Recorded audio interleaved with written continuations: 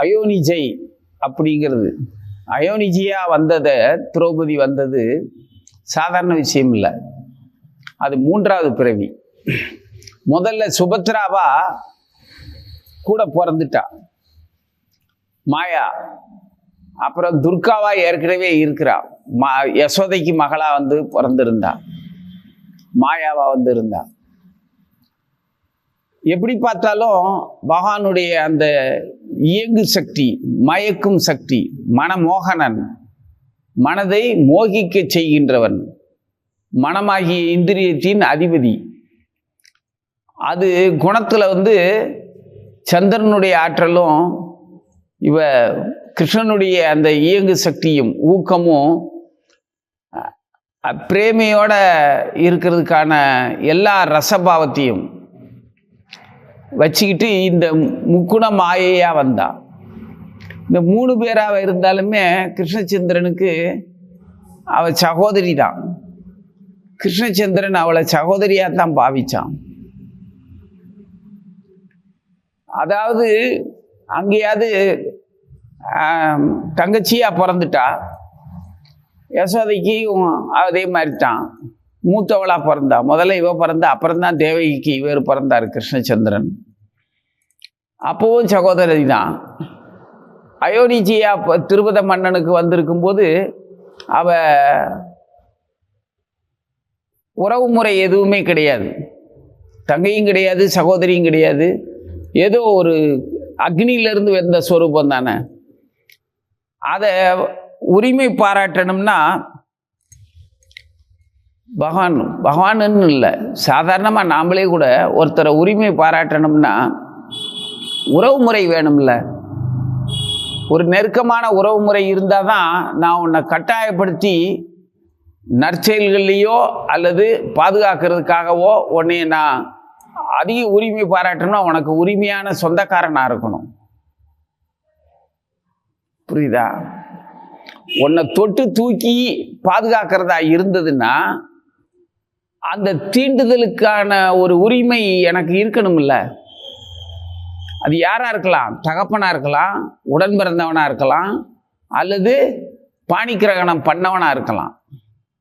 இந்த மகனா கூட இருக்க முடியாது. மகனா இருந்தா எப்படின்னு எனக்கு தெரியல. ஆனா மகன் கூட அந்த உறவு கிடையாது. பாணிக்கிரகணம்னா புரியுது இல்ல, மணாளனா இருக்கணும், இல்லாட்டி தகப்பனா இருக்கணும், இல்லாட்டி ஒரு தாய் பிள்ளைகளா இருக்கணும். சகோதரன் சகோதரியை தூக்கலாம், தகப்பன் தூக்கலாம், கட்டினவன் தூக்கலாம். மகன் தூக்குவானா தொடுவானாங்கிறது அது அவனுக்கு வருமாங்கிறது தெரியல. புரியுதா? இருக்கலாம், அது பற்றி எனக்கு தெரியல. ஆனால் இந்த 3க்கும் ஆதாரம் நான் பாகவதத்தில், பகவத்கீதையில், ராமாயணத்தில், பெரிய இதிகாசங்களில் பார்த்துருக்கிறேன். சம்பவங்கள் நிறையா இருக்குது இந்த வகையில். அந்த வகையில் திரௌபதி வந்து அக்னியிலிருந்து வந்தவங்கிறதுனால கிருஷ்ணன் உரிமை பாராட்டுறதுக்கு உறவு முறைக்கு அவன் சகோதரனாகவே அவளை எடுத்துக்கிட்டான். மற்றவர்களுக்கு போல காதலனாகவோ தகப்பனாகவோ ஆகலை கிருஷ்ணர், தெய்வமாகவும் ஆகலை, சகோதரனாகவே இருந்துக்கிட்டான். இவகிட்ட மட்டும், திரௌபதி கிட்ட மட்டும். அப்போ திரௌபதி கிட்ட இவன் சொல்கிறான், பகவான் சொல்கிறான், திரௌபதியை எப்போ சந்திக்கிறாப்புல கிருஷ்ணர்? முதல் சந்திப்பு துவாரகாதீசனா துவாரகையை ஆட்சி செஞ்சுக்கிட்டு இருக்கிறாரு. பாண்டவர்கள் மொத்த பேருமே அவங்க அப்பா பாண்டு இறந்ததுக்கு அப்புறம் அரசு அதிகாரிகள், மந்திரி பிரதானிகள், பீஷ்மர்ல இருந்து மற்ற எல்லாருமே அவருக்கு பங்கு பாகத்தை பிரித்து கொடுக்க வேண்டிய நிலைமை வருது. அப்போ இவங்க பிரித்து கொடுக்கறதுல துரியோதனாதிகள் சகோதரர்கள் யாருக்குமே விருப்பம் இல்லை. திருதராட்சனுக்கு தாம் பிள்ளைங்களுடைய சொல்ல மீறி இவங்களுக்கு செய்ய அவருக்கும் மனசு இல்லை. ஆனால் மக்களும் இவருடைய மந்திரி பிரதானிகளும் விதுரர்லேருந்து பீஷ்மர்லேருந்து பெரியவங்க எல்லாருமே அரச குடும்பத்தில் பங்கேற்று அரச குடும்பத்தை வழி நடத்தக்கூடிய எல்லாருமே கட்டாயமாக நீ ஏன் இப்படி இருக்கிற, அவங்களுக்கு கொடுக்க வேண்டியதுதானே அப்படின்னு கட்டாயப்படுத்தி கேட்குறாங்க. கொடு அப்படின்னு சொல்கிறாங்க. சரி தாரேன்னு சொல்லிட்டு தான் அவங்களுக்கு ஒரு இந்திரபிரசத்திலேயே ஹஸ்தினாபுரத்திலேயே, இந்திரபிரசன் உருவாகலை, ஹஸ்தினாபுரத்திலேயே அவங்களுக்கு ஒரு வசதி பண்ணித்தாரேன்னு சொல்லி ஒரு மாளிகையை கட்டித்தாரேன்னு சொல்லி அரக்கு மாளிகையை கட்டி கொடுத்தானுங்க. அதில் அவங்கள அழிச்சிடலான்னு முடிவு பண்ணி அந்த தந்திரமாக அந்த மாளிகையை கட்டினாங்க. அந்த மாளிகை அரக்கு மாளிகை இவங்களை கொல்றதுக்கு தான் கட்டப்பட்டிருக்குங்கிறது துரியோதனனுக்கும் அவன் இன்னொருத்தர் இருப்பான் அவரோட பிரதான மந்திரி, அவங்க 2 பேருக்கு தான் தெரியும். ஆனால் தன்னுடைய புள்ள எப்படியோ அவங்கள அழிச்சிருவான், அப்புறப்படுத்திடுவாங்கிறது திருதராஷ்டிரருக்கு தெரியும். ஆனால் எப்போ செய்வான், எப்படி செய்வான், என்ன செய்வான்னு தெரியாது. அதை அவர் பொருட்படுத்தலை. இவனுக்கு அவங்கள பிடிக்காது, அவங்கள காலி பண்ணிடுவான், எப்படியோ காலி பண்ணிட்டு நம்ம பையன் சரியாக இருந்தால் சரிச்சான் அப்படின்னு சத்திரிய குணத்தில் திருதராஷ்டிரர் நினச்சிக்கிட்டு இருக்காரு. அவரும் ஒரு வகையான வஞ்சகர் தான். புரியுதா? இவங்களை பற்றிய நினைவிலேயே கிருஷ்ணர் எப்பவுமே மன வருத்தத்தோடையே இருக்காரு. பாண்டவர்கள் அவங்களுக்கு என்ன கதியாச்சோ, அவன் மனமோகனன் இல்லை, அவனுடைய மொத்த ஆற்றலுமே திரௌபதியாகவும் துர்காவாகவும் சுபத்ராவாகவும் 3 இடங்கள்ல இருக்குது. அந்த 3 பேருக்குமே எதெல்லாம் தெரியுதோ அதெல்லாம் துவாரகையில் இருக்கிற கிருஷ்ணருக்கு நல்லாவே தெரியும். எப்படி நீ ஒரு டவர் கிடைச்சா ஒருத்தருடைய நினைவு உண்மையான பாசம் இருந்ததுன்னா உன்னோட எங்கேயோ இருந்து நீ படுற அந்த மனக்கலக்கம் உங்ககிட்ட பாசமா இருந்து நான் எங்கேயோ இருந்தேன்னாலும் அந்த மனக்கலக்கம் தெரியத்தான் செய்யும். இப்படிலாம் இருந்தாங்க அந்த காலத்துல. கைபேசி, தொலைபேசி, அலைபேசி, அந்த கழுத பேசி எல்லாம் கிடையாது அப்போ. புரியுதா? ஆனா எண்ணத்தாலேயே எண்ணத்தை ஒருத்தர் அனுபவிச்சு அவங்களுடைய சுக துக்கங்களோட விஷயங்கள்லாம் இங்கே உணர்ச்சி பூர்வமா இவங்களுக்கு தெரியத்தான் செய்யும். எத்தனை ஆயிரம் மைலுக்கு அந்த பக்கத்துல இருந்தாலும் கூட அந்த துர்நிமித்தங்களை எல்லாம் பரதனும் ஒரு தடவை அனுபவிப்பான். அங்க தசரதர் மாண்டதுக்கு அப்புறம், அதுக்கு முன்னால ராமன் காட்டுக்கு ஏகுனது, மர உரி தரிச்சது, இந்த மாதிரியான சம்பவங்கள்லாம் இங்கே அயோத்தியில நடந்துகிட்டு இருக்கும். தொலை தூரத்துல பாஞ்சால தேசத்துல இருக்கக்கூடிய பரதனுக்கு அந்த நிமித்தங்கள் எல்லாமே மனக்கலக்கமா, இனம் புரியாத கலவரமா, நிம்மதியின்மையா, ஒரு பரிதவிப்போடையே இருப்பான். அவங்க தாத்தா கூட கேட்பாரு, என்ன நீ இப்போ 4 நாளா இப்படி இருக்க அப்படின்னு சொல்லி கேட்பாரு. அந்த மாதிரி நிகழ்ச்சிகள் நிறைய இருக்கு. அதுக்கு தான் இவன் துர்கா, சுபத்ரா, இந்த திரௌபதி அப்படிங்கிற 3 ஆற்றல்களும் கிருஷ்ணனுடைய அந்த காரியமான ஆற்றல். எந்த செயல்களையும் தன்னுடைய சொந்த செயல்களா மற்றவர்கள் நம்பி துணிவா அந்த செயலில் இறங்க வைக்கிறதுக்காக கிருஷ்ணனுடைய அந்த இயங்கு சக்தி இந்த 3 பிரிவுகளா சகோதரியா இருக்குது. புரியுதா? அவனுடைய மனமோகனன்னா மனதை மோகிக்க செய்கிறவன்கிறது வெறும் சுகத்துக்கு மட்டும் இல்லை, இயங்கு சக்தியா, ஜீவனுடைய இயங்கு சக்தியாகவும் அது எதெல்லாம் அது எது மேலாம் அதுக்கு மோகம். உனக்கு ஒரு செயல் மேல ஒரு மோகம் இல்லைன்னா, ஒரு ஆசை இல்லைன்னா, ஒரு பாசம் இல்லைன்னா, அந்த செயல் மேல உனக்கு சுவாரஸ்யம் இல்லைன்னா அதை நீ செய்ய மாட்ட. அந்த செயல் உனக்கு துன்பம் தரக்கூடிய செயலாக இருந்தாலும் சரி, உன்னை சுகப்படுத்துற செயலாக இருந்தாலும் சரி, அதை பத்தி எல்லாம் கவலை இல்லை, அதை பத்தி பிரச்சனையே கிடையாது. அது மேல உனக்கு ஆசை வந்துருச்சுன்னா, அது மேல உனக்கு மோகம் வந்துருச்சுன்னா, அந்த செயல் மேல ஒரு மோகம், பிரியம் வந்துருச்சுன்னா அந்த செயலை துணிஞ்சு செய்வோம் நம்ம. அந்த துணிச்சல் தான் இந்த மாயா 3 பேரும் பண்றது. மகாமாயா, விஷ்ணு மாயா, யோக மாயான்னு. இந்த மாயையின் அதிபதியே அவன்தான், மோகன்தான், மோகிக்க செய்கின்றவன். அது இன்பமா மட்டும்தான் இருக்கும், முன்ன அது கட்டாயம் கிடையாது. அது நம்ம குணத்தை பொறுத்து இருக்கும். துன்பம் தரக்கூடியதையே இன்பமா ரசிச்சு செய்கிற ஒரு குணம் இருந்துச்சுன்னா எப்படி இருக்கும்? அதை தர்றவங்க அவங்க. அதுக்கு காரணமே பகவான் தான்.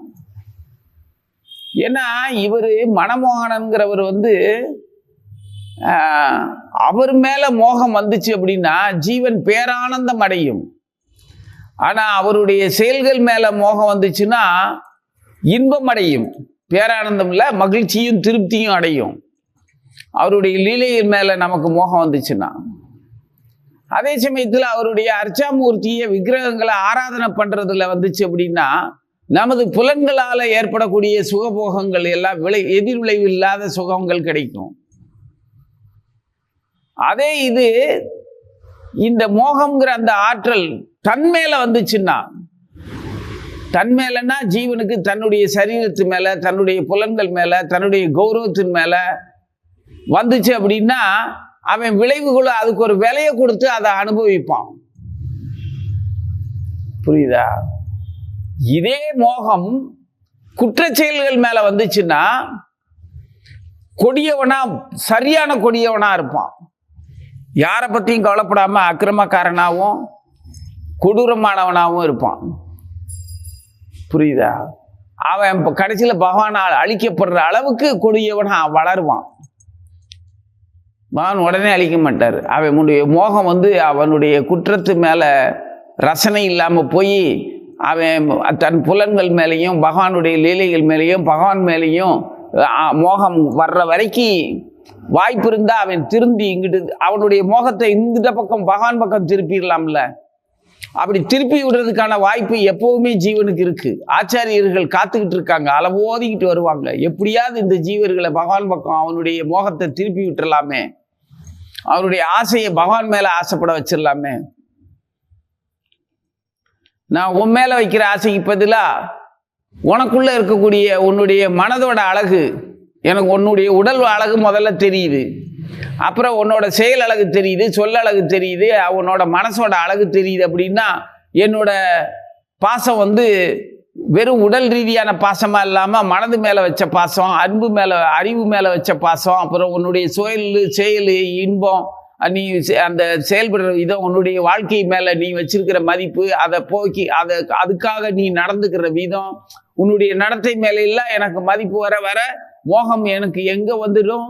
வெறும் தோற்றத்து மேல இருந்த மோகம் உன்னுடைய லைஃப் ஸ்டைல் மேல இருக்கக்கூடிய அந்த மோக வரைக்கும் வந்துடும். புரியுதா? இதே சமயத்துல தோற்றத்தை மேல வச்சு மோகம் வச்சிருக்கிறோம், அப்புறம் அவங்களுடைய சொல்லும் செயலும் வாழ்க்கையினுடைய போக்கும் எண்ணத்தின் போக்கும் அவன் வாழ விரும்புகிற விதமும் நமக்கு பிடிக்காம போயிடுச்சுன்னா, மோகத்துக்கு எதிரானதா இருந்ததுன்னா, தோற்றத்துல வச்ச அந்த மோகம், அந்த பாசம், அந்த அழகு வசீகரம் வீணா போயிடும். வீணா போயிரும்ல. ஆளை பார்த்தா அழகு, வேலையை பார்த்தா அழகுன்னு இவனை போய் ரசிச்சிட்டோமே அப்படின்னு அசிங்கப்பட்டு தூக்கி தூர எறிஞ்சிட்டு போயிடுவோம். புரியுதா? இது மாதிரி ஜீவனுக்கு தன்னோட வரட்டு கௌரவம், புலனின்பம், அது மேல இருக்கக்கூடிய மோகம், அடுத்தவங்களை சித்திரவதை பண்ணி அபகரித்து பிடுங்கிறது, அடிமையாக்குறது, அது மேலே இருக்கிற அந்த குற்றச்செயல்கள் மேலே, தன் ஒழுக்கக்கேட்டு மேலே ஆனந்தப்பட்டுக்கிட்டு இருக்கிற அந்த நிலைமை மாறி அவனுடைய மோகம்ங்கிற அந்த ஆற்றல் கொஞ்சம் கொஞ்சமாக திசை திரும்பி பகவான் கிட்ட வந்துருச்சுன்னு வை. அப்படி எத்தனையோ பக்தர்கள் அந்த மாதிரி வந்திருக்கிறாங்க. சிந்தாமணிலாம் அப்படித்தான். அந்த பக்தர் சிந்தாமணியோட மேலே வச்சிருந்த பாசத்தில் பெரிய இயற்கை இடர்பாடுகள், துன்பங்களை எல்லாம் கடந்து வந்தார் சிந்தாமணி கிட்ட. அப்போ அவ சொன்னா, இந்த அர்த்தராத்திரியில இவ்வளவு கொடிய சூழ்நிலையில நீ என்ன தேடி வந்திருக்கிறேன்னா, என் மேல வச்சிருக்கிற இதே பாசத்தை என் கூட நீ செல்லாமிக்கிற இந்த ஒரு இன்பத்துக்காக இவ்வளவு கடுமையான உழைப்ப, இவ்வளவு கடுமையான கொடுமையான நேரத்தை நீ அனுபவிச்சுட்டு வந்திருக்கிய.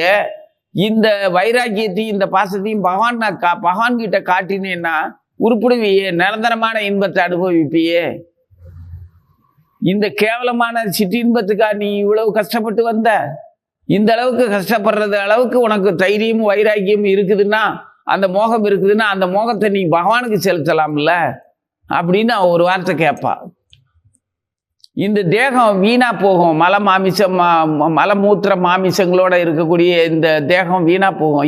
இதுக்கு போய் நீ இவ்வளோ கஷ்டப்பட்டிருக்க அப்படின்னு அவ கேட்ட உடனே அதுக்கப்புறம் தான் சிந்தாமணியை குருவா வச்சு அவர் பாட ஆரம்பிப்பார், பக்தனாயிருவார். ஆக ஜீவன் எப்போ வேணாலும் தன் பக்கம் திரும்பிடலாம் அவனுடைய மோகம் அப்படின்னு சொல்லி பகவான் காத்துட்டு இருப்பார். அதனால உடனே அழிக்க மாட்டார். இவன் பகவான் பக்கம் அவனுடைய மோகம் திரும்பவே திரும்பாது அப்படிங்கும்போது தான் அழிப்பார். சரி, இந்த உடல்ல இனிமே அவன் இருந்தான்னா இன்னும் மோசமாக தான் நடந்துகிட்டு இருப்பான், காலி பண்ணிடுவோம் அப்படின்னு காலி பண்ணுவார்.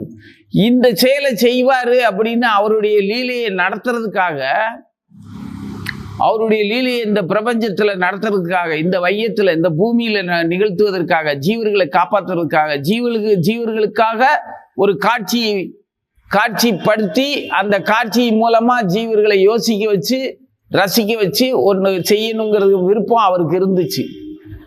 அந்த விருப்பத்துக்காக தருணம் பார்த்து காத்துக்கிட்டு இருந்தார். அதுக்கு ஒரு தருணம் எப்ப காத்துக்கிட்டு இருக்கிறாரு? இவருடைய எண்ணம் பூரா மகாலட்சுமி இவங்க மேல அந்த அளவுக்கு ஆத்திரத்தோட இருக்கா. ஆத்திரம்னா இவங்களை எப்படியாவது திருத்தரமே, இவன் என்ன இப்படி இருக்கானுங்க அப்படின்னு அவளுக்கே இவங்க மேல ஒரு கோபம் இருக்குது. கோபம்னு சொல்ல முடியாது, அக்கறை. தன் வாயில் காப்பவர்கள் 2 பேர் மேலே, ஜெய விஜயர்கள் மேல, அது லக்ஷ்மிக்கு இருக்கு. அது பகவான் உணர்றாரு. அதனால தருணத்தை காத்துக்கிட்டு இருக்கிறாரு. சனகாதி முனிவர்கள் வந்தாங்க, இவங்களை சபிச்சாங்க. சாபம் கொடுத்த உடனே பகவான் ஓடி வந்துட்டாரு. வந்த உடனே பரிசாதர்களை அவங்க ஜெய விஜயர்கள்ட்ட பகவான் சொல்றாரு, அவங்க சாபம் கொடுத்ததை நான் மாற்றி அமைக்கலாம். நான் என்ன, நீங்களே கூட அந்த சாபத்தை மாற்றிடலாம், அந்த அளவுக்கு உங்களுக்கும் வலிமை இருக்கு. நான் மாற்றிடுவேன், ஆனால் மாற்ற எனக்கு விருப்பம் இல்லைங்கிறாரு. உங்களுக்கு அவங்க கொடுத்த சாபத்தினால நீங்க பூலோகத்தில் பிறவி எடுக்க வேண்டியது இருக்கும் அப்படிங்கிறது நிலைமையை மாற்ற முடியும். ஆனால் இது நான் எதிர்பார்த்தது. இந்த தருணம் எனக்கு வேணும்னு நானும் காத்துட்டு இருந்தேன். இப்போ அந்த பிராமணர்களால் நீங்கள் சபிக்கப்பட்டீங்க. இது எனது விருப்பமுங்கிறதுனால நீ ஏற்றுக்கோங்க, நல்லது அப்படிம்பாரு. புரியுதா? அப்போ அவங்களுக்கு அது பிடிச்சிருந்தது. எது பிடிச்சிருந்தது? சாபம் பிடிச்சிருந்ததா? சனகாதி அந்த சனத்குமாரர்கள் மேலே இவங்களுக்கு வந்த கோபம் அவங்களுக்கு பிடிச்சிருந்ததா? நான் கோபப்பட்டதில் என்ன தப்பு அப்படின்னலாம் கேட்கல. கோபத்து மேலே அவங்களுக்கு பிரியம் இருந்ததுன்னா அப்படி தான் கேட்டிருக்கணும். நான் கோபப்பட்டதில் என்ன தப்பு, அதுக்காக இந்த 4 சனத்குமாரர்கள் 4 பேர் எங்களை சபிப்பாங்களோ அப்படின்னு சண்டைக்கு வந்திருப்பான். கோபத்தை மேலே வளர்த்துருப்பான். கோபம் அவங்களுக்கு பிடிச்சிருந்ததுன்னா, கோபம் பிடிக்கல, அவங்க கொடுத்த சாபம் பிடிக்கல. பகவான் இப்படி ஒரு நிகழ்ச்சி நடக்கட்டும்னு சொல்லி நானும் எதிர்பார்த்துக்கிட்டு இருந்தேன். ஏற்கனவே நீங்கள் லக்ஷ்மி கிட்ட இந்த மாதிரியான சம்பவத்துக்கான ஒரு உணர்வை நீங்கள் சம்பாதிச்சு வச்சிருக்கிறீங்க அப்படிங்கிறது சொன்ன ரகசியம் பிடிக்கல, எதுவுமே பிடிக்கல. ஆனால் பகவான் நீங்கள் இப்படி இருக்கிறது எனக்கு தேவைன்னு இருக்குது, எனக்கு பிடிச்சிருக்குது இந்த சாபம்னு அவர் சொன்னதுனால இவங்களுக்கு அவர் சொன்ன விஷயத்தை அவருடைய விருப்பம் பிடிச்சு போச்சு. அந்த விருப்பத்து மேலே அவங்களுக்கு மோகம் வந்துருச்சு. புரியுதா? மோகம்னா பூர்ணமான பாசம், அதுக்கு பேர் தான் மோகம். சாதாரண அன்பை விட பாசம், பாசத்தை விட மோகம். மோகம் எதையுமே பார்க்காது. உனக்கு சாப்பிட்றதுல ஒரு மோகம் இருந்ததுன்னு வை, மற்ற இடம் பொருள் சூழ்நிலை கொடுக்கிறவே அந்த பதார்த்தம் எதுவுமே வராது. பசி மேலே இருக்கிற மோகம் எதை வேணாலும் செய்ய வச்சிரும். புரியுதா? மோகத்துக்கும் மேலானது வேற எதுவுமே இல்லை. அந்த ஒரு ஈடுபாடு அது பகவான் விருப்பம்தாங்கிறதுனால அவங்களுக்கு பிடிச்சி போச்சு. இந்த மாதிரியான ஒரு எல்லா உணர்வுகளும் செய்ய வைக்கக்கூடிய அந்த மோக ஆற்றல் இவங்களுக்கு தான் இருக்குது, திரௌபதிக்கு தான் இருக்குது. சுபத்ராவுக்கும் துர்காவுக்கும் இருக்கு. அவங்க சகோதரிகளை அவங்க பத்திரமான இடத்துல இருக்காங்க. ஆனால் யோனி பிறப்பு இல்லாமல் அயோனியஜியா பிறந்த அக்னிகுண்டத்திலிருந்து தோன்றியவள் இவ தான் சகோதரி. இந்த சகோதரிக்கு தான் ஆபத்து இருக்குது. ஏன்னா அவங்கெல்லாம் உறவு முறைகளோட பாதுகாப்பாக இருக்காங்க. உனக்கான உறவுகள் உன்னை பாதுகாக்கிற மாதிரி இருந்துச்சுன்னா நீ எதுக்கும் கவலைப்பட வேண்டியதில்லை. ஏன்னா உனக்கு கொடுக்கப்பட்ட உறவுகள் எல்லாமே அது எவ்வளவு மோசமான பலகீனமானதாக இருந்தாலும் கூட அது உனக்காக கொடுக்கப்பட்ட, உன்னை பாதுகாக்கிறதுக்கு இந்த சாதாரண முள்ளுவேலி போதும். பெரிய கோட்டையும் மின்சார வேலியும் கட்ட வேண்டியதில்லை. அதை கடந்தே உனக்கு வரக்கூடிய தீய சக்திகள் பலகீனமான சாதாரண சக்திகள் தான். அதை தடுக்கிறதுக்கு உன்னோட சொந்த கல்வியும் உன்னோட சொந்த மனசும் நீ சொல்ற நாமாவளியுமே போதும் உன்னைய பாதுகாக்க. புரியுதா? அந்த மாதிரி தான் நமக்கு இப்ப இருக்கிற உறவுகள் பாதுகாக்குது. அதே சமயத்துல கொஞ்சம் நம்ம கவனக்குறைவா இருந்தோம்னா அதே முள்ளு நம்ம மேலேயே விழுந்து நம்மளையும் கிழிச்சு விட்டுரும். நம்மளை பாதுகாக்கிறதுக்காக வச்சிருக்கிற அந்த முள்ளு, அது அண்ணா அண்ணா அக்கா தங்க அப்பா அத்தா தாத்தான்னு இருக்கலாம். அது வெறும் வேலி தான், சின்ன வேலி, சாதாரண வேலி. நம்ம கவனக்குறைவா இருந்தா அது நம்ம மேல காயப்படுத்தும், அவ்வளவுதான். இல்லாட்டி இருக்கிற மாதிரி அது பாட்டுக்கு இருக்கும். நீயா போய் வழியே போய் அது மேலே போய் விழுந்துக்கிட்டு உன்னை காயப்படுத்திக்க வேண்டியதில்லை. இவ்வளோதான் பகவான் உனக்கு கொடுத்துருக்கிறது. அதுக்காக உன்னை பத்திரமா பெரிய கற்கோட்டையில் கொண்டு போய் பாதுகாப்பாக வைக்கணும் மலைக்கோட்டையில் அப்படின்னு அவசியம் கிடையாது. அந்த அளவுக்கு நமக்கும் ஒரு மதிப்பு கிடையாது. நாமளும் அப்படி பாதுகாக்கணுங்கிற அளவுக்கு பயங்கரமான ஒரு சூழலில் இல்லை. எதிரிகளின் வலிமையான எதிரிகள் நமக்கும் கிடையாது.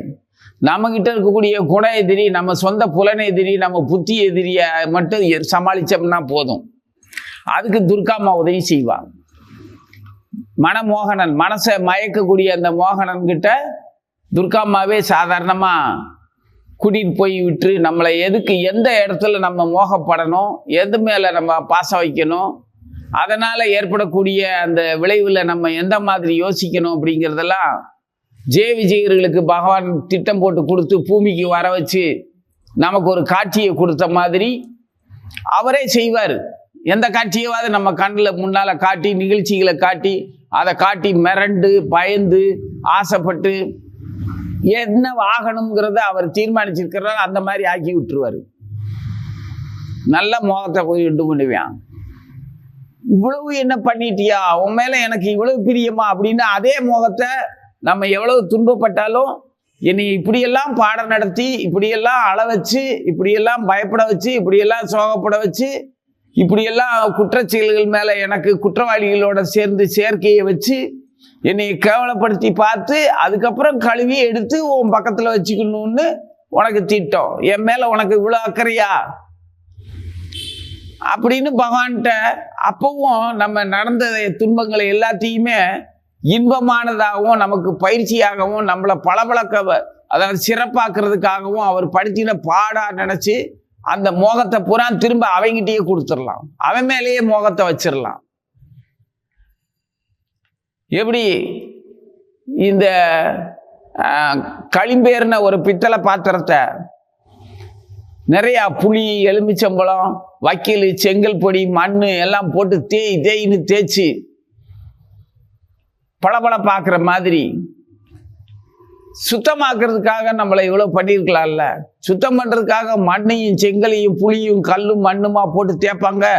கரன்னு போட்டு தேய்ச்சி கடைசியில் பார்த்தா ஜொலிக்குது சூரிய பிரகாசத்தில். அந்த பாத்திரம் எப்படி இருக்கும்? அந்த மாதிரி ஆக்கிறதுக்காக என்ன நீ இவ்வளோ பண்ணியிருக்க அப்படின்னு சொல்லி நம்மளுடைய கடந்த கால துன்பங்களை எல்லாத்தையுமே நாமளே ரசித்து அதை மோகமாக அந்த ரசனையை, அந்த மோகத்தை பகவான் மேலேயே வச்சிடலாம். அந்த மாதிரி தான் இவர் சகோதரியா திரௌபதிய முதலா அவளுக்குன்னு அவங்க அப்பா சுயவரம் நடத்தும்போது சுயவரத்துக்கு போகணும்னு அண்ணங்கிட்ட சொல்றாரு கிருஷ்ணர். சுயவரத்துக்கு போகணும்னு பலராமனுக்கு அவன் நமக்கு தங்கச்சின்னு நினைச்சிட்டு இருக்கும், நீ தங்கையா நினைப்பன்னு பார்த்தா சுயவரத்துக்கு போடுங்கிற அப்படின்னோடனே, நமது தங்கை யார மணாளனா வரிக்கிறாளுங்கிறத பார்க்கணும் இல்லையா? அந்த சுயவரம் எப்படி நடக்குது, நேர்மையா நடக்குதான்னு பார்க்க வேண்டாமா? அந்த சுயவரத்துக்கு யாரெல்லாம் வருவாங்கன்னு நமக்கு தெரிய வேண்டாமா? சுயவரத்துல அவளுடைய நேர்மையான தேர்ந்தெடுக்கிற அந்த கணவனை, அந்த முக்கியமானவங்களை மற்றவர்கள், மற்ற மன்னர்கள் இவன் மேல இருக்கிற ஆசையினாலையும் மோகத்தினாலையும் அவ தேர்ந்தெடுக்கிறவனோட அவங்க சண்டைக்கு போகலாம்ல, தடுக்கலாம்ல. இது எப்படின்னு புரியுதா?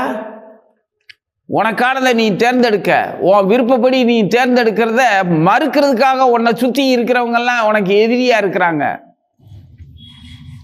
நீ தேர்ந்தெடுக்கிறது, நீ அதை தேர்ந்தெடுக்க கூடாது, இதைத்தான் தேர்ந்தெடுக்கணும், இல்லை என்னையத்தான் தேர்ந்தெடுக்கணும் அப்படின்னு போட்டி நிறையா இருக்கும்போது உன்னை பாதுகாக்கிறவன் அண்ணன் எங்கே இருப்பான்? உன் கண்ணன் எங்கே இருப்பான்? உன் பக்கத்தில் வந்து நிற்கணும்ல. அந்த உணர்வில் பகவான் வர்றாரு. அவருக்கு திரௌபதியோட நிலைமை நல்லா தெரியுது, புரியுதா? அதுக்காக அவர் அங்கே வர்றாரு, நம்ம போய் பார்ப்போம்னு. இதே சுயவரம் நடக்கிற நேரத்தில் தான் திருதராஷ்டிரன் தன்னுடைய மகன்கள் பேச்சை கேட்டு இவங்களுக்கு பங்குவாகம் கொடுக்கும்போது அரக்கு மாளிகைன்னுங்கிற அந்த அரக்கு மாளிகைன்னு சொல்றதுக்கு காரணம் என்னன்னா, எளிதில் தீப்பற்றக்கூடிய, பற்றி எரியக்கூடிய அருமையான ஒரு உறுதியான வலிமையான பொருள் வந்து அரக்கு. அரக்குங்கிற பொருள் வந்து சிமெண்ட், இந்த இப்போ கல் மண்ணு கட்டி காங்கிரீட் இருக்குல்ல, இந்த மாதிரி உறுதியா இருக்கும், உலோகம் போல உறுதியா இருக்கும் அந்த சுவரு. ஆனா நெருப்பு பட்டுச்சுன்னா பற்றி எரிய தொடங்கிரும், உருகாது, அதுவே தீப்பிடிச்சு எரியும், எரிபொருள் அது. அதுல அந்த அரக்குல மேலும் வலிமை சேர்ப்பதுக்காக எரியறதுக்கு தகுந்த மாதிரியான காய்ந்த வைக்கோல் இருக்கு இல்லையா, அதெல்லாம் சேர்த்து வச்சு நல்லா குழச்சி கட்டியிருப்பான். மேல தங்க முலாம் பூசின மாதிரி, தங்க தகடு பூசின மாதிரி தாள்லையே புற்களாலேயே பொன்னீரத்துல வர்ணம் பூசி அந்த ஒரு தங்க மாளிகை மாதிரி கட்டியிருப்பான். ஊரே பார்த்து வியக்கும். பரவாயில்ல, துரியோதனாதிகள் வந்து தங்களுடைய சித்தப்பா பிள்ளைங்களுக்கு இப்படி ஒரு பங்கை கொடுத்துருக்காங்களே அப்படின்னு சொல்லி ஆனந்தமா கொடுப்பாங்க, ஆனந்தமா நினைப்பாங்க. அந்த மாளிகைக்கு இவங்க குடியேற சொல்லி அந்த ஒரு பகுதியை கொடுத்ததுல எல்லாருக்கும், மக்களுக்கும் ஆனந்தம், திருப்தி, மந்திரி பிரதானிகளும் சமாதானம் ஆயிட்டாங்க. அதை ராத்திரியோட ராத்திரி இவங்க தீய வச்சிருவானுங்க. இதுல சந்தேகம் வந்திருக்கிறது, நம்ம விதுரருக்கு மட்டும்தான் சந்தேகம் வந்திருக்கும். இவன் இவ்வளவு சிறப்பான ஒரு இடத்தை எப்படி மனசார கொடுக்கான், சிரிச்சு சந்தோஷமா வழி அனுப்பி வைக்கான் அப்படின்னு துரியோதனைங்க மேல சந்தேகப்பட்டு அவர் தான் சூக்குமமா பீமனுக்கு மட்டும் சொல்லுவார். அதுவும் இவருக்கு உண்மையிலேயே என்ன நடக்க போகுதுன்னு தெரியாது. இருந்தாலும் தந்திரமா பதுங்கி வாழ்ற முறைய சூசகமா ஒரு சிலேடையா சொல்லுவாரு விதுரர் இவனுக்கு, பீமனுக்கு மட்டும். அவன் பெரியப்பா காலில் விழுந்து ஆசீர்வாதம் வாங்கிட்டு போகும்போது அப்ப பீமன் தான் யோசிப்பான், பெரியப்பா ஏன் இப்படி சொன்னாரு யோசிச்சுட்டு, சரி இரவுல நாம மாளிகையில தூங்க வேண்டாம் அப்படின்னு சொல்லிட்டு மாளிகையில அந்த நடுகாலில் நடு வீட்டுக்குள்ள ஒரு சுரங்கத்தை தோண்டி வைப்பான். எதுக்கு பீமன் இப்படி ஒரு சுரங்க வேலையை செஞ்சுக்கிட்டு இருக்கான் அப்படின்னு சகோதரர்கள் ஒண்ணுமே கேட்க மாட்டாங்க, பார்ப்பாங்க, ஆனா யோசிப்பாங்க இந்த மாதிரி எதுக்குன்னு. அவன்கிட்ட கேட்க மாட்டாங்க, அவன் காரணம் இல்லாம எதுவும் சொல்ல மாட்டான், ஏதோ ஒரு காரணம் அப்படின்னு நினைச்சிட்டு பேசாம இருப்பாங்க. அவன் சுரங்கத்துக்குள்ள அம்மாவையும் சகோதரர்களையும் நாம தூங்குனா இதுக்குள்ளதான் தூங்கணும், எனக்கு இந்த மாளிகையில தூங்க விருப்பம் இல்லை அப்படின்னு சொன்ன உடனே சரி அப்படின்னு சொல்லி அவருடைய விருப்பத்தின்படி எல்லாருமே அந்த பாதாள அறையில், அந்த சுரங்கத்துல, பீமனால் வடிவமைக்கப்பட்ட அந்த சுரங்கத்துல இருப்பாங்க. அப்போ சரியான ஒரு நாள்ல நான் 5 பேரையும் சாவடிக்கிறதுக்காக மாளிகைக்கு நெருப்பு வச்சிருவான். தற்செயல் விபத்து மாதிரி மக்கள் முன்னால காட்டுறதுக்காக. துரியோதனை நெருப்பு வச்ச உடனே அந்த மாளிகை மொத்தமும் தீப்பிடிச்சு எரியும். அதை தண்ணி ஊற்றி எதாலையும் அடைக்க முடியாது, அரக்கு மாளிகை. அப்பதான் மக்களுக்கே புரியுது இது மாளிகையே எரியக்கூடிய பொருள்ல கட்டியிருக்கு அப்படின்னு புரிஞ்சிருச்சு. இவ்வளவு கொடூரமானவனா இருப்பானா? தற்செயலா விபத்து நடந்ததுன்னா அப்படிலாம் கிடையாது. அவன் வேணும்னே ஏதோ செஞ்சிருப்பான். இல்ல அவன் செஞ்சிருக்க மாட்டான். அவனோட மந்திரிகள் இவனுக்கு நல்ல பேர் வாங்கணும் துரியோதனன்ட்டங்கிறதுக்காக மந்திரியை அவன் பேர் என்னமோ அவன் தான் செஞ்சிருப்பான் அப்படின்னு சொல்லி மாத்தி மாத்தி பேசிக்கிட்டு ஆளாளுக்கு இருப்பாங்க. அதுக்கு என்ன, ராஜா கிட்ட அவங்க சம்பாதிச்சு வெறுப்பை சம்பாதிச்சிருக்கிறாங்க, அதனால ராஜா கொண்டுட்டாருன்னு துரியோதனுக்கு ஏந்துக்கிட்டு பேசுறதுக்கும் 4 பேர் இருந்தான்.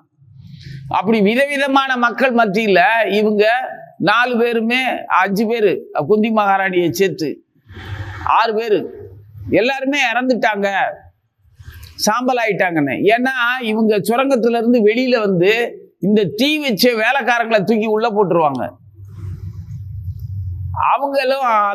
அவங்களும் எரிஞ்சதுனால பாண்டவர்கள் தான் எரிஞ்சு செத்து போயிட்டாங்க அப்படின்னு ஊரே நம்பிடும். ஆனா இவங்க 5 பேரும் தப்பிச்சு வேற ஒரு கிராமத்துல ஒளிஞ்சு வாழ்ந்துகிட்டு இருப்பாங்க, மறைஞ்சு வாழ்ந்துகிட்டு இருக்காங்க. அரசாங்கத்தினுடைய பார்வையில இருந்து இன்னும் கொஞ்ச நாள் ஆகட்டும், எல்லாரும் நாம இறந்துட்டோம்னு நம்பிட்டு இருப்பாங்க. அது அப்படியே இருக்கட்டும், என்ன நடக்குதுன்னு பார்ப்போம், மக்கள் நமக்காக இறக்கப்பட்டு நம்மளை தேடுறாங்களான்னு பார்ப்போம் அப்படின்ட்டு இவங்க அந்த வேற ஒரு நாட்டுல கொஞ்சம் தங்களை காட்டிக்காம மறைஞ்சு வாழ்ந்துகிட்டு இருப்பாங்க. அப்பதான் இந்த சுயவர ஏற்பாடு பத்தி கேள்வி வரும்.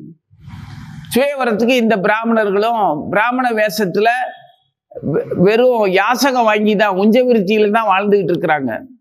4 பேருமே 5 பேருமே வெளியில 4 அண்ணனையும் விட்டுருவாங்க. இவங்க மட்டும் 4 பேரும் போயிட்டு உஞ்சவிருத்தி வாங்கிட்டு வருவாங்க. அண்ணனுக்கு அம்மாவுக்கு பகிர்ந்து கொடுத்துட்டு சாப்பிடுவாங்க. பீமனுக்கு முதல்ல யாசகமா கிடைக்கிற அந்த உணவை 2 பங்கு தான் பிரிப்பாங்க. அந்த 2 பங்குல 1 பங்கு பீமனுக்கு, மீதி 1 பங்கு இவங்க 5 பேருக்கு, அம்மாவுக்கும் இந்த 4 பேருக்கும். அந்த மாதிரி. ஏன்னா பீமனுக்கு அதுவே பத்தாது. அதனால அப்படி ஒரு ஏற்பாட்டில் இவங்க வாழ்ந்துட்டு இருப்பாங்க. அப்பதான் இந்த சுயவரம் கிடைச்ச உடனே சுயவரத்துக்கு வரணுங்கிற விருப்பம் அவங்களுக்கு இருக்கும். துருபத மன்னனுடைய திரௌபதிக்கு சுயவரம் இருக்குது. அதுக்கு காரணம் கிருஷ்ணர் ஏற்கனவே இவங்க கிருஷ்ணச்சந்திரன் இவங்க மேல வச்சிருக்கிற பாசமும் அந்த உணர்வும் அது ஏற்கனவே கிருஷ்ணர் சொல்லியிருப்பாரு. அந்த பாசத்துல அது ஒரு தனி உணர்ச்சி பூர்வமான ஒரு விஷயம். நண்பனான கிருஷ்ணர்கிட்ட அர்ஜுனன் கிட்ட கிருஷ்ணனுக்கு இருக்கிற பாசம். அவன் தன்னுடைய தங்கைக்கு சரியான மணாளனா இவன் தான் இருக்கணுங்கிறது அவருடைய விருப்பம்.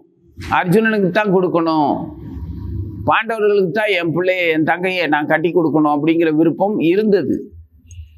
அதனால சுயவரத்துக்கு இவங்க வரும்போது திரௌபதி அவங்கள தேர்ந்தெடுக்கிறது உறுதிங்கிறது கிருஷ்ணனுக்கும் நல்லாவே தெரியும். ஆனா அவங்க இப்போ ராஜ்ய பரிபாலனத்துல இல்லை, இறந்து போனதா ஊரார உலகத்தார நம்ப வச்சப்பட்டிருக்கு, நம்பிட்டு இருக்காங்க. அப்போ ஊர்ல எல்லாமே இறந்து போன பாண்டவர்கள்ல எவனாவது ஒருத்தர் வெளியில நான் தான் பாண்டவர்கள் அர்ஜுனன் அப்படின்னு சொல்லி வந்தா மக்கள் சந்தோஷப்படுவாங்க. ஆனா திரௌபதியை கட்டிக்கணும், அபகரிக்கணும், துருபத மன்னனுடைய படையும் அவனுடைய ஐஸ்வர்யத்தையும் நாம உரிமை பாராட்டணும் அப்படிங்கிற ஆசையில வந்திருக்கிறவே சுயவரத்துக்கு வந்திருக்கிறவே ஒத்துக்குவானா? அவனுக்கு திடீர்னு இவன் பாண்டவர்கள் உயிரோட வெளியில வந்தது ஆச்சரியமாகவும் அதிர்ச்சியாகவும் இருக்கும், கோபத்தை வரும். அதுக்கு முன்னால அவங்க எங்கேயோ ஒளிஞ்சு போயிட்டானுங்க, அவனுங்க செத்து போயிட்டானுங்க, இல்லைன்னா வரமாட்டானுங்க, கோலத்தனமா எங்கிட்ட ஓடி போயிட்டானுங்க அப்படின்னு இளக்காரமா நினைச்சுக்கிட்டு இருந்தானுங்க. இந்த நிலைமையில இருக்கும்போது அவங்கள எப்படி மற்றவர்கள் ஒத்துக்குவாங்க? திரௌபதிக்கு இதனால இடைஞ்சல் இருக்காதா? திரௌபதி அர்ஜுனனு தானே வரிப்பா புருஷனா, அங்க வச்சிருக்கிற நிபந்தனையை அர்ஜுனனால மட்டும்தானே ஜெயிக்க முடியும். இதெல்லாம் தெரிஞ்சிருக்கும் போது நமது பக்தர்கள் மேல பாசம் இல்லாம நாம இப்படி சுயவரை எப்படி நடந்தா என்ன இருக்க முடியுமா? வாங்க நான் போய் பார்த்துட்டு வருவோம். நம்ம உதவி அவங்களுக்கு தேவைப்படும். பாண்டவர்கள் இறந்திருக்க மாட்டாங்கன்னு என்னுடைய நம்பிக்கை உள்ளுணர்வு சொல்லுது.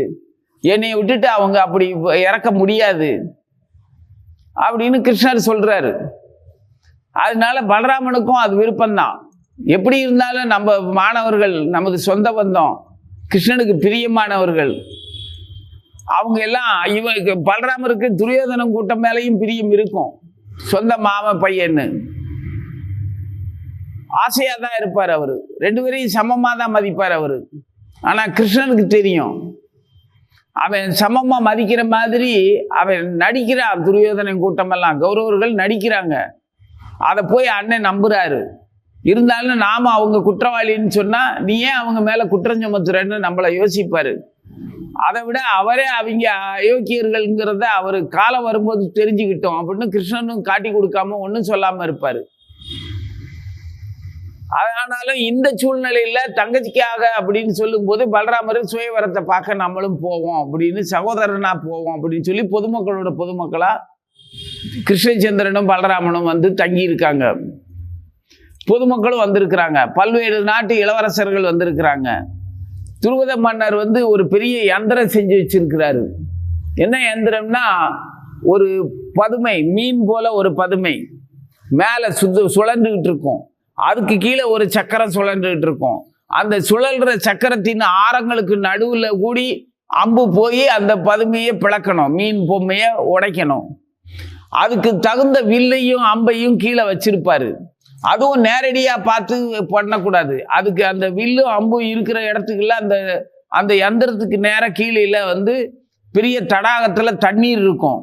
அந்த தண்ணியில் அந்த மேலே மீனும் சக்கரமும் அந்த அம்பும் அந்த தண்ணியில் பிரதிபிம்பமாக தெரியும். அந்த தண்ணியில் இருக்கிற அந்த பிம்பத்தை பார்த்து மேலே இருக்கிற யந்திரத்தை கடந்து அந்த மீன் பதுமையை உடைக்கணும். அதுக்குன்னு சிறப்பான வில்லையும் அம்பையும் அங்கனக்குள்ள இருக்கும். அதை எடுக்கவே முடியாது. துரியோதன கூட்டம் வந்து அந்த வில்லையும் அம்பையும் நெருங்கி போய் தொடக்கூட முடியல. கர்ணன் போய் தொற்றுவான், தொட்டு தூக்கி நானும் ஏற்றிடுவான்.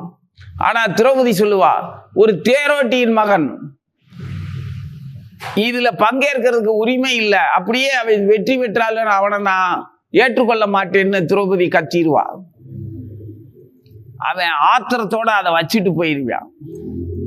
இல்லைன்னா அவன் எடுத்து அந்த முடியுமா முடியாதான்னு தெரியல, ஆனா அவன் எடுத்து நான் ஏற்றிடுவான். மற்றவங்க வில்ல கூட எடுக்க முடியாது, இவன் எடுத்து நானே ஏற்றி பொருத்த போயிடுவான் அம்ப. திரௌபதி சொன்ன உடனே கோபத்துல அப்படியே வச்சுட்டு வெளியில வந்துடுவான். மற்றவர்களால் அந்த வில்ல கிட்ட நெருங்க கூட முடியல. எல்லாரும் முடியலங்கும் போது மக்கள் முணுமுணுக்க ஆரம்பிச்சிட்டாங்க. சுயவரம் என்ன இப்படி நடக்குது, யாருமே வெற்றி பெற முடியல, திரௌபதி மாலையோட இருக்கா, ஒரு பொண்ணு பாவம் தனக்குன்னு ஒரு மணாளன் தேர்ந்தெடுக்க முடியாம இப்படி இருக்குதே, இவங்க அப்பா இப்படியா ஒரு தந்திரத்தை வச்சிருப்பாரு அப்படின்னு மக்கள் முணுமுணுக்க ஆரம்பிச்சிட்டாங்க. அந்தணர்கள் கூட்டத்துக்குள்ள இருந்து அர்ஜுனன் எழுந்திருக்கிறான். கிருஷ்ணர் பார்க்கிறாரு. அப்பதான் முதல்ல பார்க்கிறாரு.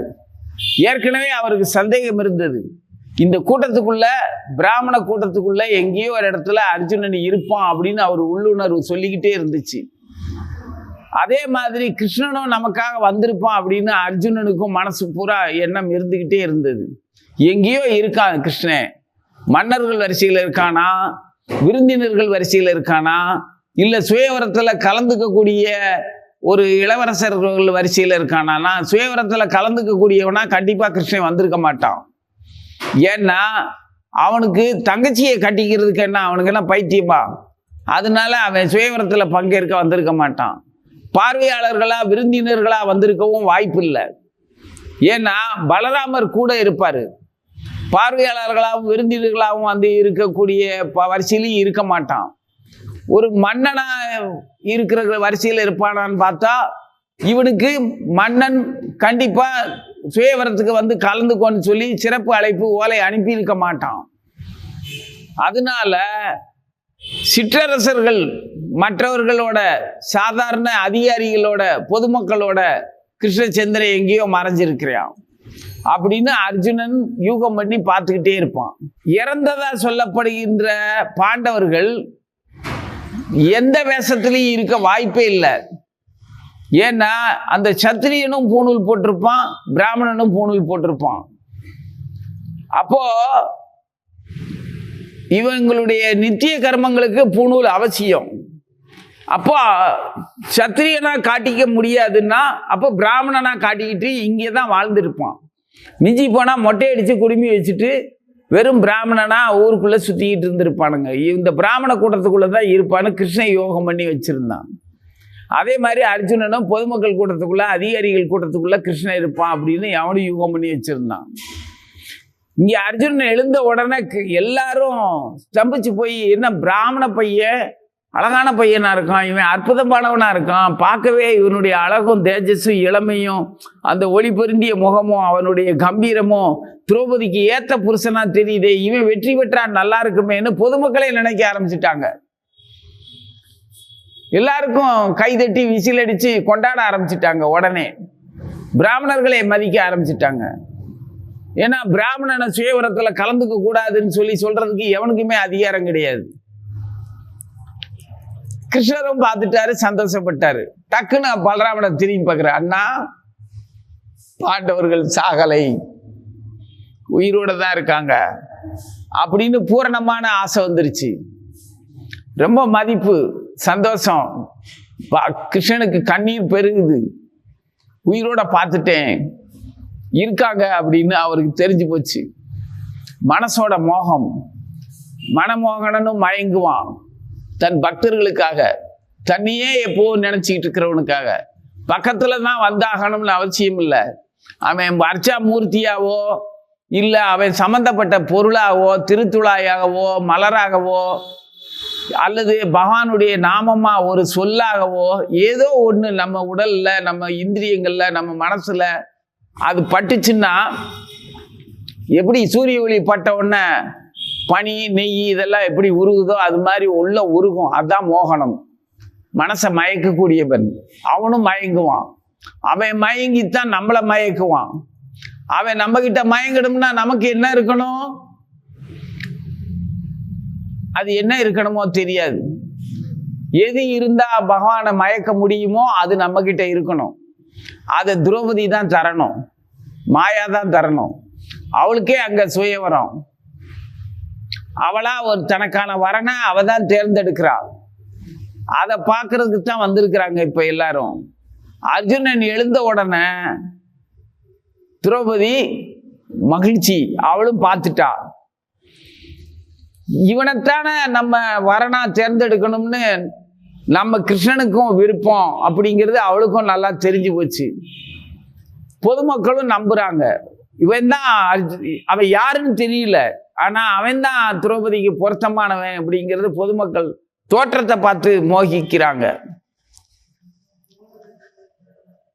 தோற்றத்துடைய மோகம் அடுத்து அவனுடைய நடத்தையில அருமையான நடையா இருக்கே அப்படின்னு மோகம் அடுத்த நடை மேல வருது. அடுத்து அவனுடைய செயல் குறிப்பாத்தான் கண்ணிமிக்கிற நேரத்துல மீன் பொழந்து விழுகிறத தான் பார்த்தாங்க எல்லாரும். எப்ப வில்லு எடுத்தான், எப்ப நான் ஏற்றினா, எப்ப குறி வச்சான் எதுவுமே தெரியல. ஒரே கரகோஷம். பிராமணர்கள் தங்களுடைய தலப்பாகை மேல் துண்டு உத்திரியத்தெல்லாம் எடுத்து மேல வீசுறாங்க. தேவர்கள் பூமாரி பொழிகிறாங்க. காலமே இடி இடிக்குது, தடதடக்குது, மங்கள சத்தங்கள் கேட்குது. அசரீரியா எல்லா சப்தமும் மங்களகரமான சப்தங்களா ஒலிக்குது. எப்ப நடந்துச்சு என்ன நடந்துச்சுன்னு ஒண்ணுமே தெரியல. ஆனா மீன் பொழந்து கிடக்குது. திரௌபதி மட்டும்தான் பார்த்தா நேருக்கு நேரு. அவன் எப்படி எந்த வேகத்துல நான் ஏற்றினா, எந்த வேகத்துல அதை குறி வச்சான், எந்த வேகத்துல மீன் அடிச்சான் அப்படின்னு. கர்ணனுக்குன்னா ஆத்திரமான ஆத்திரம், கோபம். துரோண இவரு துரியோதனாதி கூட்டம் பூரா ஒரு சத்திரியன் அல்லாத பிராமணன் இங்க எங்க இருந்து வந்தான், இவன் எப்படி அதை செய்யலாம் அப்படின்னு சொல்லி எல்லாருக்குமே ஆத்திரம். ஆனா பீமன் முன்னால வந்து நின்னான். எவன்டா வருவீங்க, எவனாவது தான் குடும்பத்துக்கு தான் உபயோகம் இல்லாம போகட்டும்ங்கிறவன் தைரியமா முன்னாடி வா அப்படின்ட்டு முன்னால வந்து நின்னான். என்ன ஒரு பிராமணன் இவ்வளவு தைரியமா பேசுறியா அப்படின்னு பிராமணர்கள்ல இருந்து மற்ற மன்னர்கள்ல இருந்து எல்லாருக்குமே ஆத்திரம். பீம அப்படி முன்னால வந்து நின்ன உடனே ஒரு பிராமணனை இந்த அளவுக்கு கோபப்படுத்துறது எந்த வகையில் நியாயம்? சத்திரியர்களுக்கு அந்த ஆற்றல் எங்க இருந்து வந்துச்சு? அதர்மத்து மேல ஆத்திரம் வர்ற மாதிரி, அதர்மத்து மேல ஆசை வர்ற மாதிரி, தர்மத்து மேல ஆத்திரம் வர்ற மாதிரி சத்திரியர்களுக்கு எப்ப புத்தி இப்படி போச்சு அப்படின்னு பலராமர் எந்திரிச்சாரு. பலராமன் எந்திரிச்ச உடனே கிருஷ்ணன் எந்திரிச்சிட்டான். கிருஷ்ண பலராமர் வந்திருக்காங்கன்னு தெரிஞ்ச உடனே மற்ற மன்னர்களுக்கெல்லாம் கைகாலெல்லாம் உதறல் எடுத்துருச்சு. இவங்க இவ்வளவு நேரம் எங்க இருந்தாங்க அப்படின்னு திணறி போயிட்டாங்க. அவன் நியாயமா நீ வச்ச சுயவரத்துல அவன் நியாயமா வெற்றி பெற்றிருக்கான். மரியாதையா துருபதனையும் சேர்த்தே மன்னனையும் சேர்த்தே மிரட்டுறாரு பலராமர். மரியாதையா பொண்ணா அவனுக்கு கொடு, நீ வச்சதுல அவன் ஜெயிச்சிருக்கான்ல, வெற்றி பெற்றதுக்கு அப்புறம் என்ன முழுமுழுப்பு அப்படின்னு இவர் குரல் ஓங்கி ஒலிச்ச உடனே அப்படியே அடங்கிட்டானுங்க. ஒருத்தனாலையும் ஒன்றும் பண்ண முடியல. எல்லாம் முணங்கிக்கிட்டு புலம்பிக்கிட்டு மன்னர்கள்லாம் அவன் தேர் எடுத்துட்டு ஓடி போயிட்டான். மன்னருக்கு ஒரு கவலை. எல்லாம் சரிதான், நான் பொண்ணை கொடுக்க மாட்டேன்னு சொல்லலை, ஆனா என் பொண்ணு என்னோட ராஜ்யத்தின் இளவரசி இப்போ ஒரு குஞ்ச விருத்தி யாசகம் வாங்கி வயிறுக்கு அரை வேளையும் ஒரு வேளையும் சாப்பிட்டுக்கிட்டு இருக்கிற ஒரு சாதாரண ஒரு பிராமண பையன், வேத பிராமணனுக்கு மனைவியாக போறா. எப்படி அவ வசிப்பா? என் பிள்ளை எவ்வளவு செழிப்புல நான் எப்படி வளர்த்தேன்? இப்படி யாசிக்கிற ஒரு பிராமணனுக்கு போய் துணையா அவன் போய் ஜெயிச்சுட்டாடே. சரி, எல்லாம் தெய்வ சங்கல்பம், இருந்தாலும் நம்ம ஒன்றும் செய்ய முடியாது, மறுக்க முடியாது அப்படின்னு சொல்லி அவன் கவலையோட பிரிவு துயரோட பார்த்துக்கிட்டு இருக்கும்போது அவனுடைய மோகமெல்லாம் திரௌபதி மேல பார்த்துட்டு இருக்கும்போது பாசத்தோட அனுப்பி வைக்கிறான். வெற்றி பெற்ற அந்த மகிழ்ச்சியில திரௌபதிய முன்னால நடக்க விட்டு இந்த பிராமணர்கள் 5 பேருமே பாண்டவர்கள் போறாங்க. அவங்க எந்த கிராமத்துல யார் வீட்டில் தங்கி இருக்காங்களோ அந்த வீட்டுக்கு அழைச்சிட்டு போறாங்க. அங்க போய் அவ குந்தி மகாராணி காலில் போய் விழுகிறான். பின்னாடியே கிருஷ்ணனும் பலராமனும் ஒளிஞ்சிக்கிட்டு போறாங்க. கொஞ்சம் அவங்கள முன்னால விட்டு இந்த பிராமணங்க எங்க போறாங்கன்னு. அதே மாதிரி மன்னரும் நம்ம இந்த ஏழை பிராமணர்களா இருக்காங்களே அவங்க எப்படிப்பட்ட இடத்துல நம்ம மகளை வச்சு வாழ போறாங்க அப்படின்னு பார்க்கணுங்கிறதுக்காக இவரும் ஆள் அனுப்பி வைக்கிறாரு. ராஜாவும் தான் புள்ள போற இடம் தெரிய வேண்டாமா, போறாரு. இவங்க நேர போறாங்க. உள்ள நுழைஞ்ச உடனே கிருஷ்ணர் போய் அத்தை அப்படின்னு போய் காலில் விழுகிறாரு குந்தி மகாராணி. ஆச்சரியமான ஆச்சரியம் குந்திக்கு. நாங்க ஒளிஞ்சு வாழ்றது யாருக்குமே தெரியாதே, நாங்க இங்க இருக்கிறது உனக்கு எப்படா தெரியும் அப்படின்னு தன்னுடைய அண்ணன் மேல பாசத்தோட அவ கண்ணீர் பொங்க வாரி எடுக்கிறா. இவன் கிருஷ்ணன் அத்தை மடியில உட்காந்துக்கிறான். அவ நெஞ்சோட சேர்த்து அணைச்சி கண்ணீர் பெருகுது அவளுக்கு. நாங்க எப்படி உயிருக்கு பயந்து ஒளிஞ்சு வாழ்ற நிலைமையை பாத்தியா கிருஷ்ணா அப்படின்னு. கிருஷ்ணரும் கண் கலங்குறாரு. உங்களுக்கு இந்த நிலைமை வந்தது எப்படி, ஏன் இப்படி வந்துச்சு, என்ன நினைக்கலையா ஒருவர் தடவை உடனே? உன்னை நினைச்சதுனால தாண்டா உயிரோடையாவது இருக்கிறோம் அப்படின்னு இவங்க சொல்றாங்க. எப்பவுமே யாரையுமே கைவிடாத நீ எங்களை எப்படி கைவிட முடியும் உன்னால அப்படின்னு குந்தி மகாராணி சொல்றா. அதுக்கப்புறம் மகாராணிகிட்ட ஆட்சியை வாங்கிக்கிட்டு மூத்தவர் யுதிஷ்டர் பாதத்துல விழுந்து நமஸ்காரம் பண்றாரு. அர்ஜுனனை கட்டி தழுவிக்கிறாரு. நகுல சகாதேவர்கள் கிருஷ்ணன் காலில் விழுந்து ஆசீர்வாதம் வாங்குறாங்க. சின்னவர்களும் சமமானவர்களும் பெரியவர்களுக்கும் எந்த மாதிரியான மரியாதை தர்றணுமோ அதை தர்றாரு கிருஷ்ணர். அந்த சூழல்ல அப்படியே மனசு எல்லாருடைய மனமும் ஒரே மோகத்துல ஒரே மகிழ்ச்சியில கண்ணீர் பெருக ஒருத்தர் ஆனந்திச்சுக்கிட்டு இருக்கிறத துருபத மகாராஜா பார்த்து அனுப்புன தன்னுடைய திரௌபதி தன் மகள் எப்படிப்பட்ட இடத்துக்கு வாக்கப்பட்டிருக்கா அப்படிங்கிறது தெரிஞ்சு அவன் ஆனந்தமா ஓடுறான் ராஜா கிட்ட சொல்ல, நம்ம புள்ள கவலைப்படாதீங்க மகாராஜா, நம்ம புள்ள எங்க இளவரசி தகுந்த இடத்துக்கு தான் போயிருக்கிறா. கிருஷ்ணனுடைய சொந்த பிரியமான இந்த சம்பவங்களை எல்லாத்தையும் அவன் போய் ஆனந்தமா சொல்றான். மகாராஜாவுக்கு பேரானந்தம். வேகமா வர்றாரு தேர் எடுத்துக்கிட்டு வந்து, விட்டுருவேனா உங்களை அப்படின்னு வந்து என்னோட ராஜ்யத்தில் வந்து நீங்க பங்கேற்றுக்கணும் அப்படின்னு மருமகனை அமர்க்களமா கூட்டிட்டு போறாரு. 5 பேருக்குமே மனம் முடிச்சு வைக்கிறார். இது ஏற்கனவே திரௌபதிக்கணும். அப்போ சங்கோஜமா மணமகள் கிருஷ்ணனை பார்த்துக்கிறா. பார்த்து அப்படி மறைஞ்சு நாணத்துல தயங்கி வரும்போது கிருஷ்ணன் கேட்குறான் அவளை பார்த்து, எங்கிட்ட உனக்கு இப்படி ஒரு சங்கோஜம் வருமா தோழி அப்படின்னு கேட்குறான். தோழி சகோதரிங்கிற அந்த உரிமையில கேட்குறான். எங்கிட்டயாம்மா உனக்கு இப்படி சங்கோஜம் வரும் அப்படின்னு கேட்ட உடனே அவ முந்தானையில கண்ணை தொடச்சிட்டு, இப்ப சொன்னிய ஒரு வார்த்தை, இதை என்னைக்கும் நீ ஞாபகம் வச்சுக்கோ. என்னை இந்த சூழ்நிலையில இருந்து நீ என்ன சகோதரியா சொன்ன, நாளைக்கு என்னுடைய நிலை எதுவாக இருந்தாலும் நீ எப்படி இப்ப உரிமையோட எனக்கு ஒரு அந்தஸ்தை கொடுத்தியோ, இந்த வாஞ்சைய தயவு செய்து மறந்துடாதம்பா. கிருஷ்ணர் சிரிப்பாரு. நான் இப்ப இல்ல, எப்பவுமே உனக்கு நான் சகோதரன் தான். நீ இல்லாம நான் இல்லை, நான் இல்லாம நீ இல்லை. என்னோட எண்ணம் பூரா உன் மேலதான் இருக்கும். நீ நான் இந்த வாக்கை நான் கொடுக்கிறேன்னு நீ நான் ஞாபகம் வச்சுக்கணும்னு அவசியம் இல்லை. ஏன்னா நமக்குள்ள நம்மளை ஞாபகம் வச்சுக்கணும் அப்படின்னு தெரிஞ்சு வச்சுக்க வேண்டியதில்லை. ஒருத்தர் இழக்கவே முடியாதுங்கும் போது ஞாபகம் வச்சுக்கிறது என்ன பெரிய விஷயம் அப்படிங்கிறத இவர் சொல்லுவார். இவங்க 2 பேரும் பேசிக்கிறது அங்க இருக்கிற யாருக்குமே புரியாது. அந்த அளவுக்கு 2 பேருடைய மோகம், ஒருத்தர் மேல ஒருத்தர் இருந்த பாசம். இந்த நிகழ்ச்சிக்கு அப்புறம் திரௌபதி சௌகரியமாகவும் துணிச்சலாகவும் இருப்பா. முதல் முறையாக குந்தி மகாராணி யாசகம் வாங்கிட்டு வந்த அந்த உணவை, பாண்டவர்கள் வாங்கிட்டு வந்ததை பங்கு வைக்கும்போது இப்படித்தான் சொல்றா, ஒரு பங்கை பீமனுக்கு கொடுத்துரு, மறுபங்கை நம்ம எல்லாரும் சாப்பிட்டுக்குவோம் அப்படின்னு சொல்லுவாங்க. அதுக்குள்ள ராஜா வந்து அரண்மனைக்கு அழைச்சிட்டு வந்துடுவாரு. வறுமை நிலை மாறிடும், ராஜ்ய பரிபாலனத்துல சௌக்கியமா இருப்பாங்க. அப்போ படைபலத்தோட அதிகாரப்பூர்வமா போய் கிருஷ்ணர் கேட்பாங்க.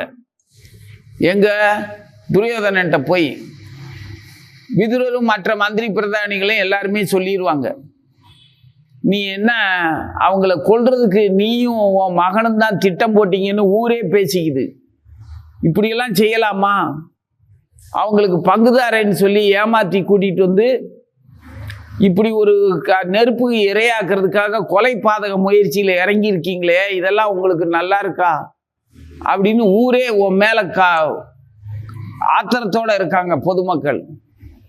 இப்போவாது அவங்களுக்கு ஒரு பகுதியை கொடுத்து விட்டு இனிமே பகைமை பாராட்டாத அப்படின்னு எல்லாரும் அவங்க சொல்லுவாங்க. இப்ப அவங்க பழைய மாதிரி இல்லை, முன்னையாவது அவங்களுக்கு யாருமே இல்லை. இன்னைக்கு சம்பந்தம் பண்ணதுனால துருவத நாட்டு மன்னரும் அவங்களுக்கு சம்பந்தக்கார மாமனார் சும்மா இருப்பாரா? தான் மகளோட புருஷங்க கிட்ட பாசமா இருக்க மாட்டாரா? அவர் வக்காலத்து வந்தாருன்னா அவருடைய சொந்த பந்தமா அவருக்கு சிநேகமான நாடுகள்லாம் வந்துச்சுன்னா நம்ம கிட்ட தேவையில்லாம நம்ம கிட்ட இருக்கிற கெட்ட பேருக்கு இவங்கெல்லாம் போர் தொடுத்தாங்கன்னா என்ன கெதியாகும்? நம்ம தேவையில்லாத வேலை செஞ்சுக்கிட்டு இருக்க, மரியாதையை அவங்களுக்கு உரிய நியாயமான பங்கை கொடுத்துரு அப்படின்னு சொல்லி எல்லாரும் மிரட்டின உடனே திருதராட்சன் அவங்கள வர சொல்லுங்க, நான் கொடுத்துட்றேன், இந்த தடவை என் மயங்க தலையிட வேண்டாம், நானே அவங்கள கூப்பிட்டு சமாதானம் பண்ணி தந்துடுறேன், பகைமை வேண்டாம் இனிமே அப்படின்னு சொல்லி வர சொல்லுவான். அப்போ இவங்க எல்லாரும் போவாங்க. பாண்டவர்கள் போய் சொன்ன உடனே அவர் திருதராஷ்டிரனை கூப்பிட்டு, இது திருதராஷ்டிர மகாராஜா யுதிஷ்டரை கூப்பிட்டு, தர்மபுத்திரரை கூப்பிட்டு, நமக்குள்ள ஒருத்தர் மேல ஒருத்தர் பழி தீர்த்துக்கிற அந்த பகை உணர்ச்சி வேண்டாம், உங்களுக்குன்னு தர்றதை வாங்கிக்கிட்டு நீ சௌக்கியமா அங்கே இருந்துக்கோ, அர்ஜுனன் உங்களுக்கு துணையா, அர்ஜுனனும் பீமனும் உங்களுக்கு துணையா இருப்பான், அம்மாவை நல்லபடியா பார்த்துக்கோ, திரும்ப நீ இவங்ககிட்ட இவனுங்க பற்றி தான் தெரியுமே, இவனுங்கிட்ட வம்புக்கு வந்துடாத, சந்தோஷமா போய் இரு, சமாதானமா போய்க்குவோம் அப்படின்னு பெரியப்பா சொல்லிடுவாரு. கூப்பிட்டு சொல்றாரு, நடந்ததெல்லாம் மறந்துரு, மேலும் பழி வாங்கணும்னு நினைக்காத, உன் குணத்துக்கு தகுந்த மாதிரி நீ இருன்னு புத்திமதி சொல்ற, நீ நான் சொன்னா கேட்பன்னு நினைக்கிறேன் அப்படின்னு சொல்றாரு. இவங்களும் சரி பெரியப்பான்னு சொல்லிட்டு வந்துடுறாங்க. வந்து பார்த்தா யமுனை கரையில காண்டவ வனப்பகுதி, அங்க வந்து பார்த்தா பூரா தரிசும் சரள கற்களும் மலைகளும் பாறைகளுமா இருக்கு. சின்ன எளிய கிராமங்கள் தான் இருக்குது, ஒரு 2-3 கிராமம். பூரா ஏழ்மையான மக்கள், வறுமையில வாழ்ற மக்கள், எடைக்குடி மாடுகன்னு வச்சுக்கிட்டு குயவர்களோ இடையர்களுமா அங்க எளிய மக்களா வாழ்றாங்க. நேர்மையும் ஒழுக்கும் பண்பும் உள்ளவர்களா இருக்காங்க. ஆனா அவங்களுக்கு வேற செல்வ செழிப்பே இல்லை, கால்நடைகளும் விவசாயம் மட்டும்தான் இருக்குது. அவங்கள வச்சுக்கிட்டு என்ன பண்றது? ஒரு பாலடைஞ்ச மாளிகை இருக்குது, பழைய மாளிகை, அது பழுதுபட்டது, புதுசா கட்டியெல்லாம் தரல. அது முதல்ல அந்த பழுதுபட்டதுன்னு சொல்லித்தான் இவன் வேற ஒரு அரக்கு மாளிகை கட்டி கொடுத்தாங்க. இப்போ அதே இடத்துல போய் இருந்து கொண்டாங்க. கிருஷ்ணரும் வந்தாரு, பார்த்தாரு. பார்த்த உடனே கிருஷ்ணனை தேடி வந்த உடனே இவங்களுக்கெல்லாம் சந்தோஷம். பரவாயில்ல, இந்த இடத்துக்கு நீ என்னை பார்க்க வந்திருக்கிய அப்படின்னு துவாரகாநாதன்ட்டையும் மரியாதையும் பாசமும் இவங்க காட்டி வரவேற்றதுக்கப்புறம் அவங்க கொஞ்சம் ஆசுவாசப்பட்டு, அதுக்கப்புறம் கிருஷ்ணருக்கு கங்கை கரையில் இருக்கக்கூடிய அஸ்தினாபுரத்தை விட யமுனை கரையில் இருக்கக்கூடிய இந்த காண்டவ வனப்பகுதி ரொம்ப பிடிச்சிருந்தது கிருஷ்ணருக்கு. காளிந்தி யமுனா இருக்கால்ல, அதனால அவருக்கு ரொம்ப பிடிச்சிருந்தது. யமுனை கரைகளில் இவர் கிராமங்கள் எல்லாத்தையுமே பாண்டவனை அர்ஜுனனை மட்டும் தேரில் கூட்டிக்கிட்டு ஊரை சுற்றி பார்க்குறாரு. அப்போதான் அர்ஜுனனே பார்க்கான், இந்த நாடு நம்ம சின்ன பிள்ளையிலேருந்து நம்ம நாடு தான், ஆனால் இந்த பகுதியெல்லாம் நம்ம பார்த்ததே கிடையாது. கிருஷ்ணனுக்கு மட்டும் எப்படி தெரியுது? என்னடா கிருஷ்ணா இங்கெல்லாம் இப்படியெல்லாம் வந்திருக்கேன்னா உனக்காகத்தான் நான் வந்து பார்க்குறேன் அப்படின்னு சொல்லுவார் கிருஷ்ணர்.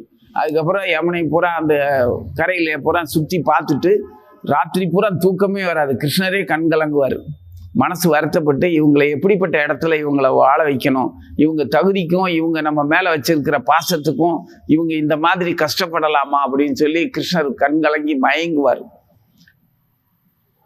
மருகி அப்பவே ஆத்திரத்தோட மயனை கூப்பிடுவார், தேவலோக சிற்பி.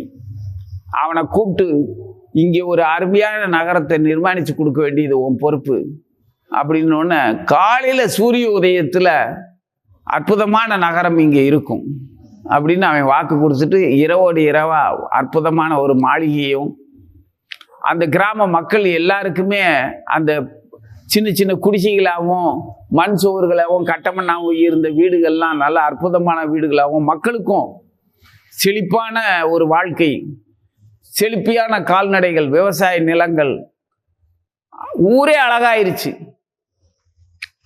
இந்திரபிரஸ்தம் இந்த புதிய நகரம் அதுக்கப்புறம் என்னாச்சுன்னு தெரியாது. அந்த பாலடைஞ்ச இந்த வெறும் இடம் இருக்கு இல்லையா, காண்டவ பிரசம், அந்த அதில் தான் இன்னைக்கு இருக்கிற டெல்லி இருக்கு. அந்த பாழாப்போன நகரத்தில் தான் அந்த இப்போ இருக்கிற டெல்லி அமைஞ்சிருக்கு. ஆனால் அந்த இந்திரபிரஸ்தம் பக்கத்துலேயே தான் இருந்தது யமுனை கரையில். அது எங்கே இருக்குன்னு தெரியல. அது கிருஷ்ணர் காலத்தோட துவாரகை எப்படி போச்சோ அதே மாதிரி அதுவும் மறைஞ்சிருச்சு.